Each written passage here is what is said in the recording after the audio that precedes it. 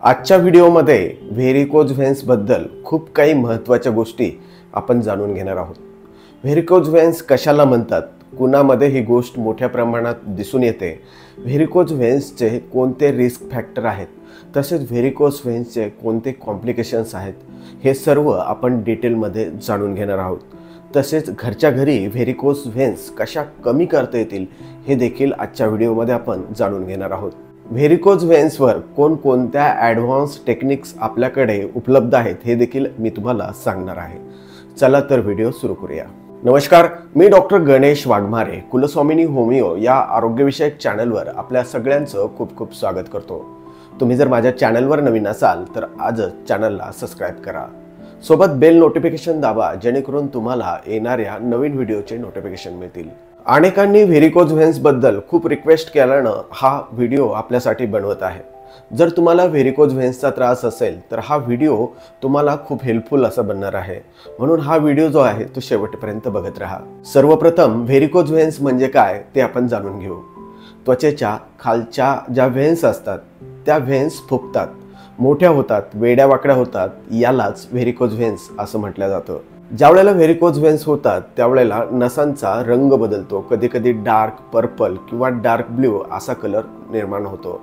हा त्रास सरासरी पायांच्या नसामध्ये जास्त प्रमाणात दिसून येतो। काही जणांना खूप पेनफुल असा त्रास होतो। सरासरी सुरुवातीच्या काळाला या व्हेन्समध्ये कुठल्याही प्रकारचा त्रास नसतो।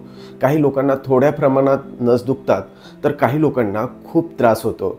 नसांची आग झाल्यासारखं वाटतं, नसा उडाल्यासारखं वाटतात, तसंच पायामध्ये जडपणा आल्यासारखं वाटतो, स्नायूंमध्ये पेंडके आल्यासारखं होतं। काही जणांना जळजळ होते, खाज निर्माण होते, बाधित भागामध्ये ठणक निर्माण होते, त्वचेचा रंग निळसर होतो। बऱ्याच वेळेला उभ्या राहण्यानं किंवा एकाच ठिकाणी बसल्यानं हा त्रास वाढतो। व्हेरिकोज व्हेन्स का होतात याची आपण कारणं थोडक्यात जाणून घेऊ। व्हेन्सचं शरीरातील महत्त्वाचं कार्य म्हणजे अशुद्ध रक्त वाहून नेणं। पायाच्या व्हेन्स ह्या गुरुत्वाकर्षण शक्तीच्या उलट दिशेने रक्त वाहून नेत असतात। पायाकडून हृदयाकडे रक्त न्यावं लागतं। अशा वेळी पुढं सरकणारं रक्त परत पायाकडे येऊ नये यासाठी नसांमध्ये छोटे छोटे वॉल्स असतात किंवा झडपा असतात। जेव्हा ह्या झडपा वीक किंवा डॅमेज होतात तेव्हा पुढं सरकणारं रक्त मागच्या बाजूला साठून राहतं, आणि हेच मुख्य कारण आहे व्हेरिकोज व्हेन्सचं। जसं जसं वय वाढतं तसतसं काही लोकांना वॉल्स जे असतात हे वीक होतात, म्हणून ओल्ड एजमध्ये हा त्रास मोठ्या प्रमाणात दिसून येतो। व्हेरिकोज व्हेन्सचा त्रास पुरुषांपेक्षा महिलांमध्ये जास्त प्रमाणात दिसून येतो। याचं मुख्य कारण म्हणजे स्त्रियांमध्ये होणारे हॉर्मोनल बदल। महिलांमध्ये इस्ट्रोजन नावाचं महत्त्वाचं हार्मोन असतं, हे कमी जास्त झालं की हा त्रास होऊ शकतो। बऱ्याच वेळेला महिलांना पाळीमध्ये किंवा प्रेग्नन्सीमध्ये किंवा आफ्टर प्रेग्नन्सी किंवा गर्भधारणेच्या वेळेला किंवा हॉर्मोन्सचा अति वापर केल्यानं किंवा गर्भनिरोधक गोळ्यांचा वापर केल्यानं महिलांमधील हॉर्मोन्स लवकर बदल होतात। परिणामी व्हेरिकोज व्हेन्सची जी समस्या आहे महिलांमध्ये जास्त प्रमाणात दिसून होते। ज्या लोकांचं वजन जास्त आहे अशांमध्ये देखील व्हेरिकोज व्हेन्सची समस्या दिसते, कारण वाढलेलं वजन हे व्हेन्सवर प्रेशर निर्माण करतं, त्यामुळं देखील नसा फुगतात। ज्या लोकांना तासनतास उभं राहावं लागतं, जसं की सिक्युरिटी गार्ड्स असतील, बँकेतील गार्ड्स आहे, अशा लोकांना सुद्धा व्हेरिकोज व्हेन्सची समस्या मोठ्या प्रमाणात दिसते। काही लोक तासनतास बसून असतात, अशांमध्ये सुद्धा ब्लड फ्लो डिस्टर्ब झाल्यानं देखील रक्ताभिसरण अबनॉर्मल होतं। व्हेरिकोज व्हेन्सची समस्या या लोकांमध्ये मोठ्या प्रमाणात दिसते। व्हेरिकोज व्हेन्स ही समस्या अनुवंशिक देखील दिसून येते। जर घरात कोणाला व्हेरिकोज व्हेन्सचा त्रास असेल तर त्यांच्या मुलांना देखील हा त्रास होऊ शकतो। व्हेरिकोज व्हेन्सचे रिस्क फॅक्टर्स कोणते आहेत ते आता आपण बघूया। तसं पाहायला गेलं तर सुरुवातीच्या काळात व्हेरिकोज व्हेन्सचा पाहिजे तेवढा त्रास कोणालाच होत नाही, पण काही काळ गेल्यानंतर ही त्रासदायक कंडिशन होते। अशा वेळी त्या ठिकाणी अल्सरेशन निर्माण होऊ शकतं। काही लोकांना रक्ताच्या गाठी पायामध्ये होताना आपण बघतो। जर तुम्हाला व्हेरिकोज व्हेन्सचा त्रास असेल आणि तुमचे पाय सतत दुखत असतील, अशा वेळी शक्यतो दुर्लक्ष करू नका। डॉक्टरांचा सल्ला घेणं अतिशय महत्त्वाचं ठरेल। व्हेरिकोज व्हेन्सचा त्रास कमी करण्यासाठी काही नैसर्गिक उपाय आपण बघूया। डॉक्टरांच्या मार्गदर्शनानुसार काही ठराविक प्रकारचे व्यायाम केल्यानं देखील यापासून सुटका सहज होऊ शकते। तसेच सर्व प्रकारच्या व्यायामाला रोजच्या दिनचर्येत प्रथम प्राधान्य द्या, कारण रेग्युलर व्यायाम केल्यानं रक्ताभिसरण रेग्युलर होतं आणि व्हेरिकोज व्हेन्सची जी समस्या आहे ती कमी व्हायला मदत होते. ज्या पायांना व्हेरिकोज व्हेन्सची समस्या आहे तो पाय शक्यतो उंचावर ठेवा. आराम मिळण्यासाठी तुम्ही उशी किंवा तक्क्याचा वापर करू शकता. यामुळं रक्तप्रवाह सुरळीत होईल. पुढचा उपाय बघूया.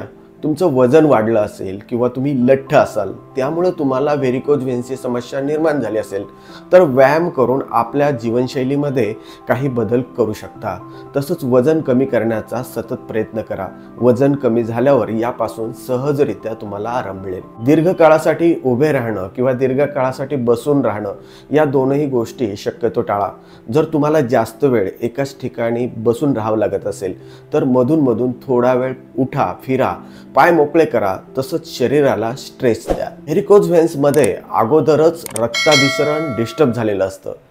यात खूप टाईट कपडे वापरल्यानं रक्ताभिसरण पुन्हा डिस्टर्ब होतं. म्हणून ज्या लोकांना व्हेरिकोज व्हेन्सची समस्या आहे अशांनी खूप टाईट कपडे वापरणं शक्यतो टाळा. पुढचा उपाय आहे कॉम्प्रेशन स्टॉकिंग. तुम्हाला कॉम्प्रेशन स्टॉकिंग कोणत्याही मेडिकलच्या दुकानावर सहज मिळतं. हे बाधित पायावरती दाब निर्माण करतं, त्यामुळे तुमच्या रक्तवाहिन्या पिळल्या जातात. आपोआप रक्तवाहिन्यांमध्ये आणि हृदयाकडे जाणारा रक्तप्रवाह सुरळीत होतो. पुढचा उपाय बघूया. हाय हिल्सच्या चपला किंवा बूट वापरणं बंद करा. जर तुम्हाला हाय हिल्स किंवा हाय हिल्सचे बूट वापरत असाल तर हा त्रास मोठ्या प्रमाणावर होऊ शकतो. म्हणून फ्लॅट चप्पल किंवा बूट वापरा. ज्या लोकांना व्हेरिकोज व्हेन्स आहे अशा लोकांनी बसताना शक्यतो पाय लोंबकळत बसू नका. शक्यतो सेम हाईटला तुमचे पाय ठेवा, जेणेकरून पायाच्या खालच्या व्हेन्सला प्रेशर निर्माण होणार नाही. पुढचा उपाय बघूया. Massage therapy. जेंटल मसाज केल्यानं त्या ठिकाणचा त्रास कमी व्हायला मदत होते. वेड्या वाकड्या झालेल्या नसा देखील मोकळ्या व्हायला मदत होते. मसाजसाठी तुम्ही तीळ तेल किंवा पिंड तेलाचा वापर करू शकता. मसाज करताना शक्यतो जोरात किंवा दाबून मसाज करू नका, यानं तुम्हाला इजा देखील होऊ शकते. पुढचा उपाय बघूया. ज्या पदार्थांमध्ये मीठ जास्त आहे असे पदार्थ शक्यतो खायचे टाळा किंवा मिठाचं प्रमाण कमी घ्यायला सुरुवात करा, कारण जास्त मीठ खाल्ल्यानं तुमच्या शरीरातील वॉटर रिटेन्शन वाढतं. पुढचा उपाय बघूया. पोटॅशियम युक्त पदार्थ आपल्या दैनंदिनीत वाढवा, जेणेकरून तुमच्या शरीरातलं वॉटर रिटेन्शन कमी होईल. पोटॅशियम वॉटर रिटेन्शन कमी करायला मदत करतं. पोटॅशियम वाढवणारे काही पदार्थ आपण बघू, जसं की बदाम आहे, काजू आहे, बेदाणा आहे, वेगवेगळ्या प्रकारच्या डाळी आहेत. ह्या आपल्या आहारामध्ये वाढवा. पुढचा उपाय बघूया. फायबरयुक्त अन्न जेवणात वाढवा. यासाठी सालेसहित फळं खा. जवस, कऱ्हाळं, पालेभाज्या, इतर कोंडायुक्त धान्य यांचा वापर आपल्या दैनंदिनीत वाढवा. ज्यांना व्हेरिकोज व्हेन्स खूप वाढलेले आहे अशांसाठी आपल्याकडं कोणत्या ॲडव्हान्स टेक्निक आहेत ते आपण बघूयात. पहिली थेरपी आहे लेझर थेरपी. यामध्ये कुठलाही छेद किंवा सुयाचा वापर केला जात नाही. लेझरद्वारे स्ट्रॉंग लाईटचा लेझरचा मारा केल्यानं हळूहळू बाधित झालेली वाहिनी कमी होते आणि नंतर कालांतरानं पूर्णपणे नाहीशी होते. या व्यतिरिक्तही अनेक थेरपी आपल्याकडे उपलब्ध आहेत. उदाहरणार्थ फॅबॅक्टॉमी, लायगेशन अँड स्ट्रिपिंग थेरपी, रेडिओथेरपी इत्यादी वेगवेगळ्या पद्धतीच्या थेरपी आपल्या भारतात उपलब्ध आहेत.